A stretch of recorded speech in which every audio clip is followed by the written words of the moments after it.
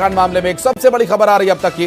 राजा को ब्लैकमेल कर रही थी सोनम रघुवंशी और राज और सोनम की चैट से यह खुलासा हुआ, माफ कीजिएगा, राज को ब्लैकमेल कर रही थी और चैटिंग के दौरान यह खुलासा हुआ कि राजा की हत्या को लेकर राज को ब्लैकमेल किया जा रहा था सोनम के द्वारा। 13 मई को सोनम ने राज को मैसेज किया, मैं थक गई हूं, इसे मार डाल वरना मैं मर जाऊंगी।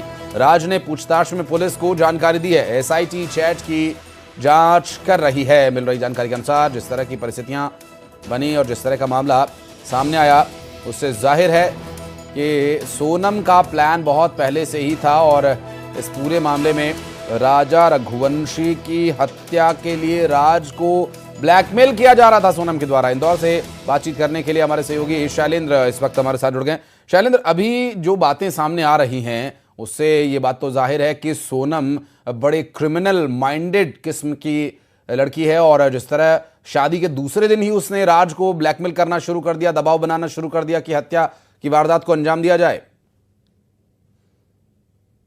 बिल्कुल आपने ठीक कहा। जिस तरीके से इस पूरे घटनाक्रम को जो प्लान तैयार किया गया था उसके अनुसार राज को भी शिलोंग पहुंचना था और इन 3 आरोपियों के साथ बाकायदा उसके टिकट भी कराए गए थे और जब ये लोग यहाँ से निकले तो राज उसमें नहीं निकला। उसके बाद इन लोगों की बात भी हुई और उसने राज पर नाराजगी भी जाहिर की कि आखिर वो क्यों नहीं निकला। उसने बताया कुछ कारण थे वो नहीं निकला, लेकिन उसके 3 दोस्त वहाँ पर निकल रहे हैं। उसके बाद लगातार सोनम जो है वो दबाव जो है वो बनाती रही राज पर कि वो आए और यहाँ पर उसकी हत्या में उसको वो साथ रहे, लेकिन राज ने इनकार किया कि वो नहीं आएगा। उसके जो दोस्त गए हैं वो इस वारदात को अंजाम देंगे। तो लगातार उसको ब्लैकमेल किया जा रहा था। उसको ये बताया गया कि एडवांस पैसे दे दिए गए हैं, अब इसमें आप पीछे नहीं हट सकते, क्योंकि ये जानकारी निकल कर आई कुछ पैसे जो है वो एडवांस के तौर पर राज को उपलब्ध कराए गए थे। यहाँ तक कि जो आने जाने के जो ट्रेन के टिकट थे वो तक सोनम की तरफ से कराए गए थे।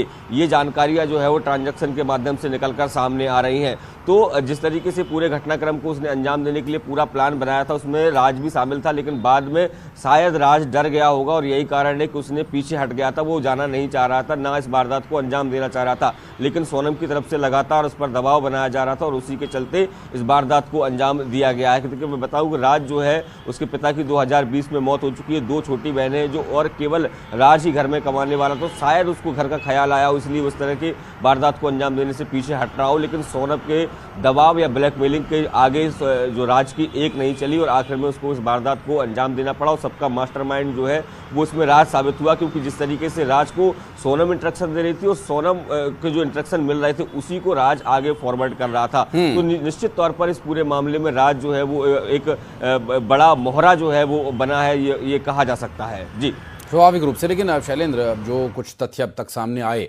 उसमें यह जाहिर हुआ है कि सोनम ही इस पूरे मामले में